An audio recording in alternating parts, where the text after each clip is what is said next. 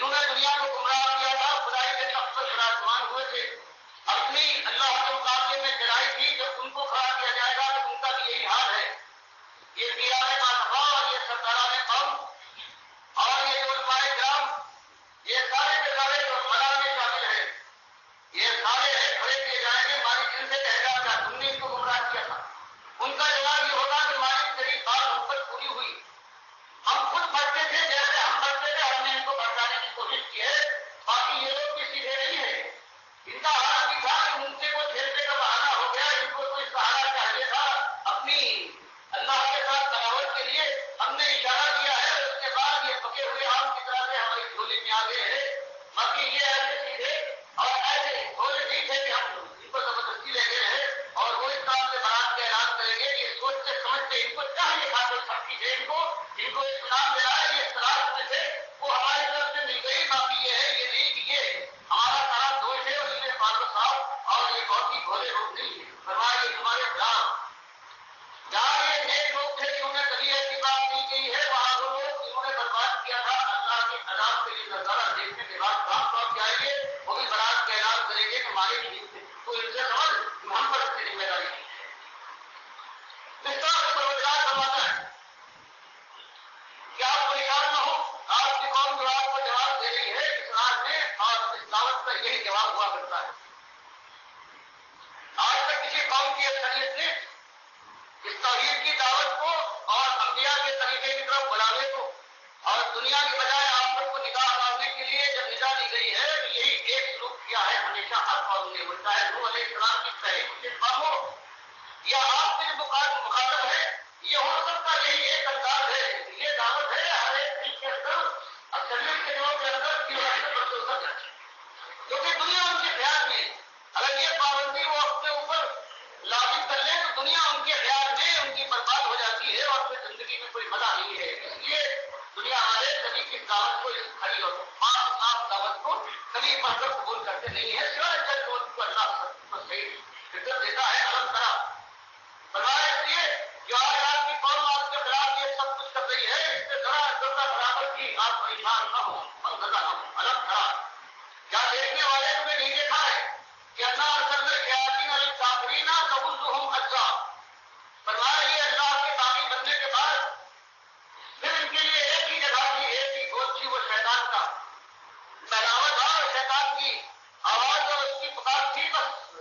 اس کی پکار پر ان لبیک کہی ہے۔ اللہ کو چھوڑنے کے بعد پھر ایک ہی جگہ ہوتی ہے، شیطان کی گود ہوتی ہے، وہ انتہائی نرم نازک معلوم ہوتی ہے، اس کی دنیا ہوتی ہے، وہ سب کیا دیتا ہے۔ فرمایا یہ جو کچھ ہو رہا ہے اس لیے نہیں کہ آپ کی دعوت میں آپ کے انداز میں کوئی کمی ہے، بلکہ وجہ یہ ہے کہ اس دعوت کا یہی طریقہ ہے، یہی سنت اللہ ہے، یہی کچھ ہوتا ہے۔ یہ بات جب معیاری بات کہی جائے، جب انسان کو اس کا احتیاط دلایا جائے، جب اس سے کہا جائے تو کہہ کے آیا ہے کہ مالک تمہیں ایک رب ہے اور یہاں کر تو بھول گیا کتنے ارباب تم نے بنائے ہیں، تو رہتے ہوئے یہی ہوا کرتا ہے۔ کیا دیکھنے والے تمہیں دیکھا نہیں ہے کہ اللہ یہ کہ ہم نے شیاطین کہ ہم نے لگا رکھا ہے، بھیج دیا ہے شیاطین کو، وہ جنس میں سے ہوں یا جنس سے ہوں، اگر کافرین کافر کے لیے دوست وہی ہیں، وہی حامی ہیں، ان کی آلیہ یہ ہے، یہی شیطان ہے جن میں یہ لگ جاتے ہیں کفار کے پیچھے، دنیا داروں کے پیچھے، تو ہم اللہ اور ان کو اس طرح سے بھگوڑتے ہیں، ان کو اگاڑتے ہیں اللہ کی دشمنی کے اوپر، اس کے نبی صلی اللہ علیہ وسلم کی آواز کو چاہتے ہیں کبھی جن کے کاروں میں کمی نہ پائے، اور اگر پڑ جائے تو اس کے بعد قیامت میں اس کا انکار ہونا چاہیے اور اقرار کا بھی موقع آئے۔ فرمایا یہ شیطان ہے جو بات رہے کافروں کو سب بات دکھاتے ہیں اور کہتے ہیں کہ اس بات کو تم نے مان لیا تو اس کا مطلب یہ ہے کہ تمہاری نیکی ہوگی اور تمہارا تم کو سر جھکانا پڑے گا، ایک آسمان والا ہے جس کو ناچیدہ ہے، اس کو تم نے دیکھا نہیں ہے، اس کو اوپر اس کے سامنے سر جھکانا پڑے گا، بس ان کی تنقید میں ان کے تکبر کی گردنوں کے اندر گلے چڑھ جاتی ہیں۔ بغیر ان کی سینوں کو پھیلنے دیجیے، ان کی گردنوں کو بڑھنے دیجیے، ان کی جان کے یہ تفکر اور یہ غرور یہ اور بڑھ جانے دیجیے، کس پرواہ نہ کیجیے، یہی ایک دعوت ہے۔ اس دعوت کے راستے کے اندر سارے مرحلے ہو جائیں گے، آپ اور آپ کے ساتھیوں کی سیٹوں میں وہ نکھار آئے گا کہ اس کی انتہا ہے سب کی وہ عادت پیدا ہوگی کہ جس کے بعد بڑے سے بڑے میدان مارے جا سکتے ہیں، آپ چھوٹے کھاتے رہیں گے، گالیاں سنتے رہیں گے اور جن سے آپ کو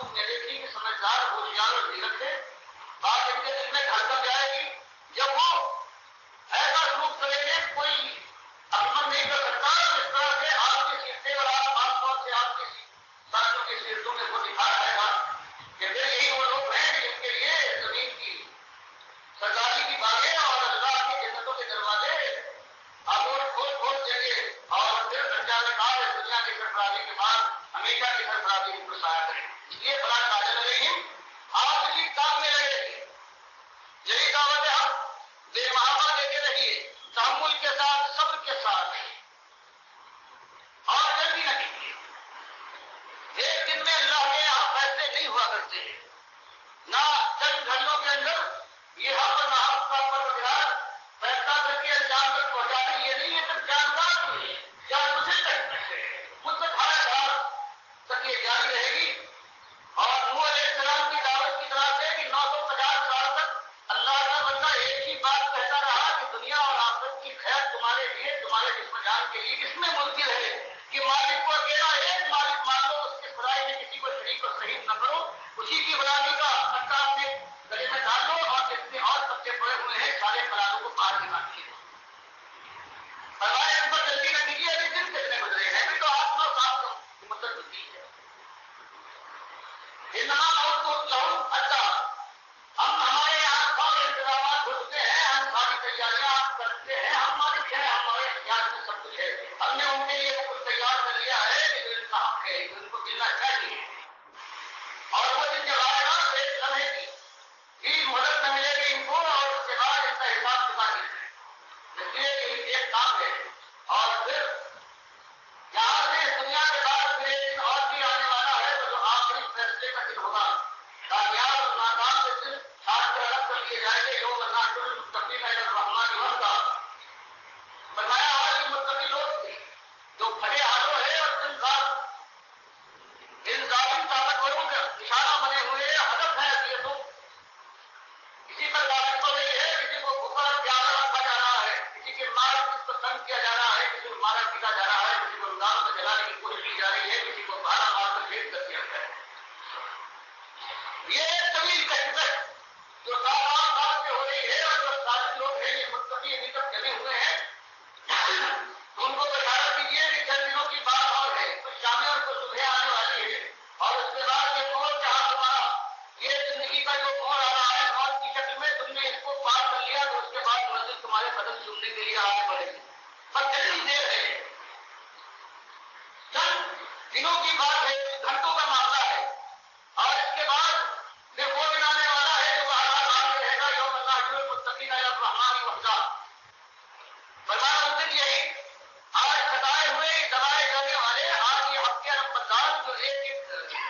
در پر در سے ٹھکرائے جا رہے ہیں, ان کا عالم یہ ہوگا کہ اپنے مالک کی بارگاہ میں یہ ایسے آئے کہ جیسے وقت آتا ہے, سفیر بن کر آتا ہے,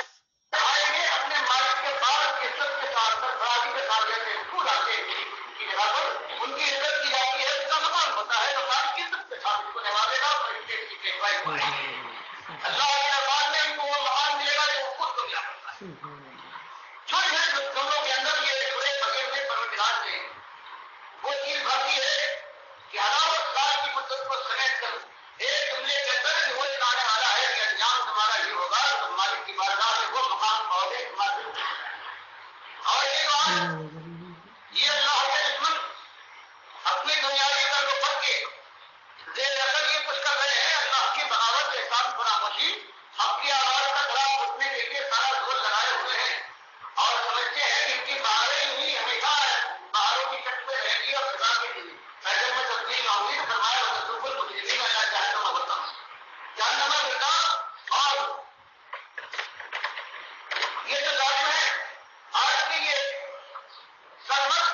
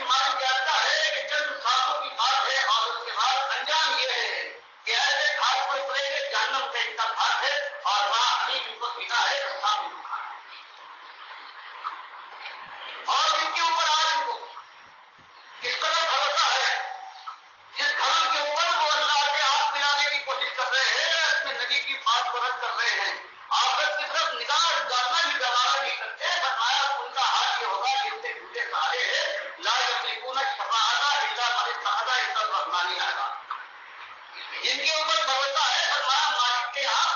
تو مالک کا جو وعدہ اور عہد ہے وہ ان سے ہے جو ایماندار ہوں،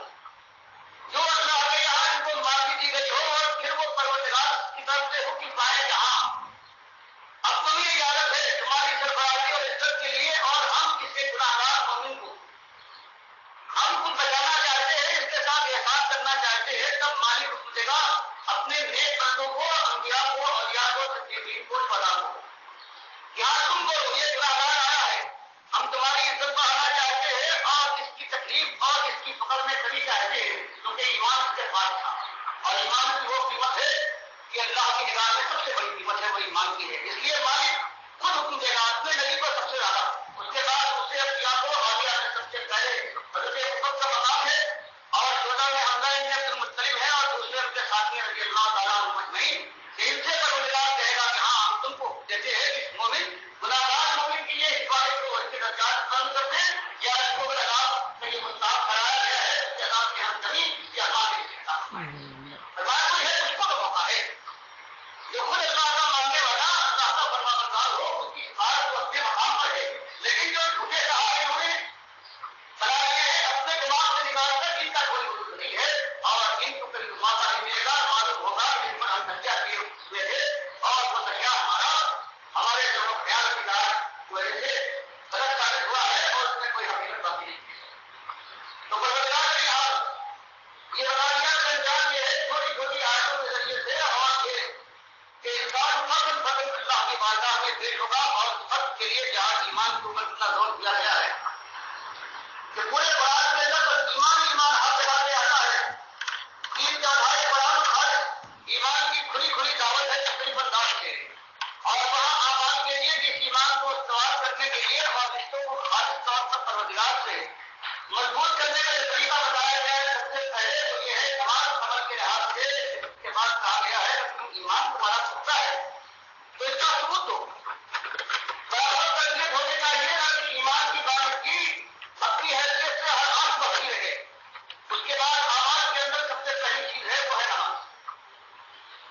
اس طرح سے اللہ کے نبی خبر فرماتے ہیں کہ میں نے آنکھوں کی ٹھنڈک سنبھالی ہے، صحابہ کرام کا انداز دیکھیں کہ نبی صلی اللہ علیہ وسلم کے ساتھ راتوں کو جب شروع کا دور تھا مکے کے اندر تو آدھی آدھی رات 2/3 رات تک کھڑے رہتے تھے اللہ کی بارگاہ کے اندر، مناجات ہے پروردگار سے جو ایمان کا انہوں نے دعویٰ کیا ہے، جو وعدہ کیا تھا اس کو ثابت کر دکھاتے ہیں کہ جان تیرے راستے میں لگا دوں گا، زبان بن جا رہی ہے، مانا ٹیکا جا رہا ہے، دل کے اندر لفظ ہے، اور اللہ کے ساتھ وہ رشتہ استوار کیا جا رہا ہے جس کے بعد صحیح معنوں میں ایمان کی قیمت ہوتی ہے، اور ایمان ایمان بنتا ہے صرف زبان کے پاک ہو جانے سے نمبر کی اتنے بنتی ہے وہ قومی وجود میں آتا ہے، اس کا کہا گیا ہے اس سے لگتا ہے ہندوستان وجود وہ تو اور ہی مومن ہے، وہ تو اللہ کے لیے یا ایمان کے اندر اس کے اندر کوئی کھوٹ نہیں ہے، سب کے پاس آئیں کی طرف شکل ہے، اور اس کے بعد پھر اس کی صفت کو دیکھو گے کہ آسمان امتحان ہوتے ہیں، اسی اپنے ایمان کے راستے میں جو سب کے ساتھ جمع رہتا ہے، مشکلات کے اندر آتا ہے، مال و دولت کا ڈراوا دیا جاتا ہے، اس کے بعد اس کے اوقات وہ سب کرنے کا بلاوا ہوتا ہے، فرمایا ہے کہ وہ سب کے ساتھ مشکلات کے اندر، اور سب سے بڑی مشکل یہ ہے کہ اپنے نفس کو سب سے پہلے اللہ کی حدود کا معلوم بناتا ہے، ایسا بات ہے اس راستے کی آزمائشوں کو اندر کے جانی اور اللہ سے توفیق مانگ کر اسے ٹھیک کرتا ہے، پھر دنیا میں ایسا سب کرتا ہے کہ اللہ کی نافرمانی کسی حال نہیں کرتا، دنیا کو دیکھ رہا ہے بہتا ہوا سونے اور چاندی کے دریا ہے، اور اس کے اندر لوگ کوئی ہاتھ دھو رہا ہے کوئی نہ رہا ہے، لیکن وہ سمجھتا ہے کہ اللہ کی حدود کو پار کرنے کے بعد یہ دریا میں کوئی داخل ہو سکتا ہے، اور میرے لیے یہ جناب اسی لائق نہیں ہے میں اس پر نگاہ رکھتا نہیں چاہتا، اللہ کی حدود کے اندر رہنے کے بعد دنیا کی پریشانی تنگی برداشت کرتا ہے، مال و دولت کی کا جو خزانہ ہے وہ اٹھاتا ہے، اور ہر قسم کی بناؤ کے اندر اللہ سے توفیق مان کر سب کے ساتھ جمع رہتا ہے، اور کہتا ہے کہ سب کے معنی یہ بھی ہے کہ اس دنیا کو جنت بنانے کی بجائے انتظار کرو یاد کر کے امتحان کی مدت ختم ہو جائے، اور اس کے بعد یہ بندہ اپنے فیصلے کے بعد جنت کی اس بادشاہی میں داخل کرنے کا اس نے وعدہ کیا ہے، تو یہ بھی ثابت ہے، یہ جذبات لوگ ہیں کہ اپنی جنت کا یہی انتظام کرنے لگ جاتے ہیں اور پھر اللہ کی حدود کا خیال نہیں کرتے، ہمارا یہ سب سے بڑا سب یہ ہے کہ اس دنیا کے اندر اللہ کا خیال کر کے اس کے حدود دیکھ بھال کرنے کے بعد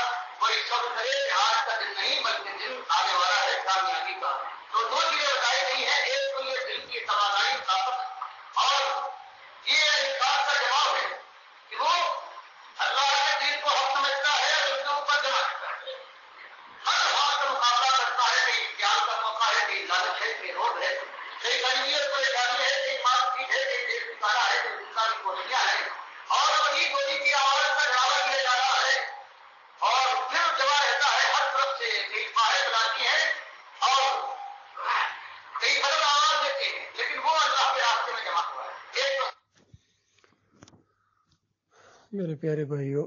یہ آواز تھی ڈاکٹر مسعد الدین عثمانی رحمۃ اللہ علیہ کی۔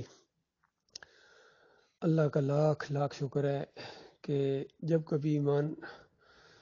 ذرا کمزور ہوتا ہے اور احساس ہوتا ہے کہ اس بڑی دنیا کے اندر کون ہے ہمارا ساتھ دے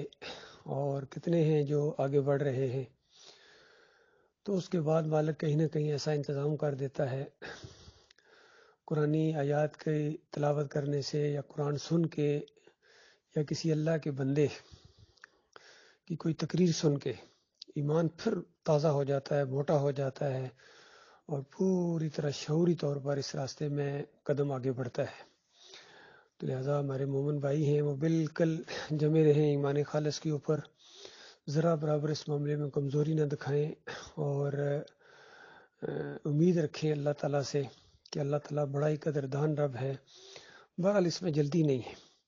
ہمارے لیے جو کام ہے وہ جم جانا ہے، بس اس ایمان کے تقاضے کو پورا کرنا ہے، توحید کی دعوت دینا ہے، رد شرک کرنا ہے، طاغوتوں کی نشاندہی کرنا ہے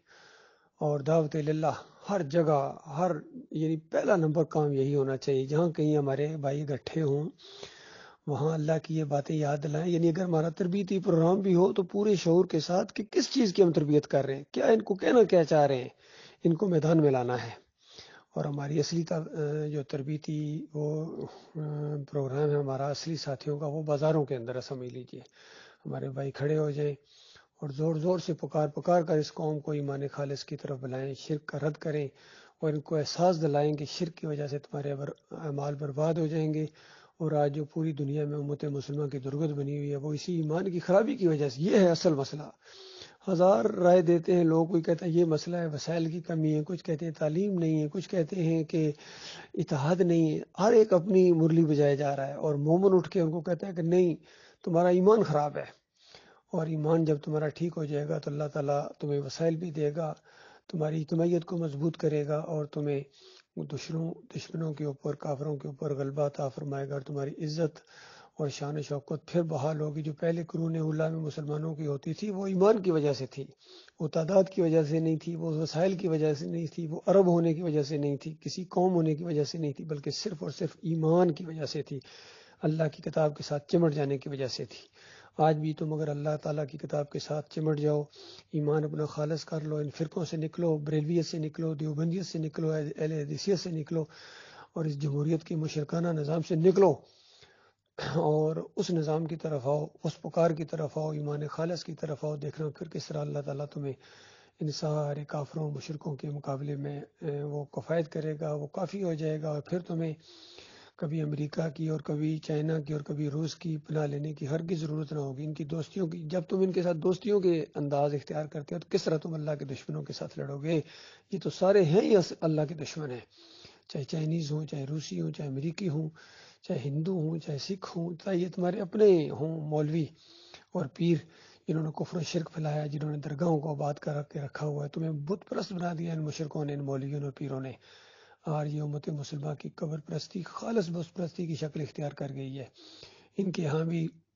مورتی پوجا ہوتی ہے، لیکن یہ اپنی مورتی کو لٹا کے پوجتے ہیں۔ ایک بر امام میں مورتی لیٹی ہوئی ہے، کوئی سیون میں مورتی لیٹی ہوئی ہے، کوئی باٹی چوک لاہور میں مورتی لیٹی ہوئی ہے ان کی، اور کوئی بغداد میں ان کی مورتی لیٹی ہوئی ہے۔ سب مورتیوں کے پجاری ہیں لیکن اپنی مورتی کو لٹا کے پوجتے ہیں۔ جب تک یہ چیز اس قوم کے اندر نہیں اٹھے گی، یہ دعوت نہیں اٹھے گی کہ ان گنبدوں کو گراؤ، چاہے نیلا گنبد ہو، چاہے پیلا، چاہے ہرا گنبد ہو، یہ تمہارے معبود جو اللہ کے مقابلے میں تم نے کھڑے کر لیے ہیں، یہ شرک ہے، یہ کفر ہے، انبیاء کی دعوت کا انکار ہے۔ اللہ تعالیٰ تمہارا رب ہے، بغیر واسطے وسیلے کے سنتا ہے، دل کی گہرائیوں سے وہ واقف ہے اور کوئی واسطہ وسیلہ نہیں ہے، اس کے علاوہ تمہارا کوئی داتا دستگیر مشکل کشا حاجت روا نہیں ہے، کوئی رکوع اور سجدے کے لائق نہیں ہے۔ جب ابراہیم علیہ السلام سجدے کے لائق نہیں ہے، اور جب اسماعیل علیہ السلام سجدے کے لائق نہیں ہے، اسحاق علیہ السلام سجدے کے لائق نہیں ہے، یعقوب علیہ السلام جب سجدے کے لائق نہیں ہے تو یوسف علیہ السلام سجدے کے لائق کیسے ہو گئے؟ جب آخری نبی محمد صلی اللہ علیہ وسلم سجدے کے لائق نہیں ہے، وہ سر پھرو اور پھر یوسف علیہ السلام سجدے کے لائق کیسے ہو گئے؟ کیوں تم ان کو سجدہ مانتے ہو اور لوگوں کو بھی کہتے ہو کہ ان کو سجدہ مانو؟ تو یہ سارے اصل میں ان کے دماغوں کے اندر شرک تھا، کفر تھا، جو اللہ تعالیٰ باہر لے آیا ہے۔ اللہ تعالیٰ غور و فکر کرنے کی توفیق عطا فرمائے۔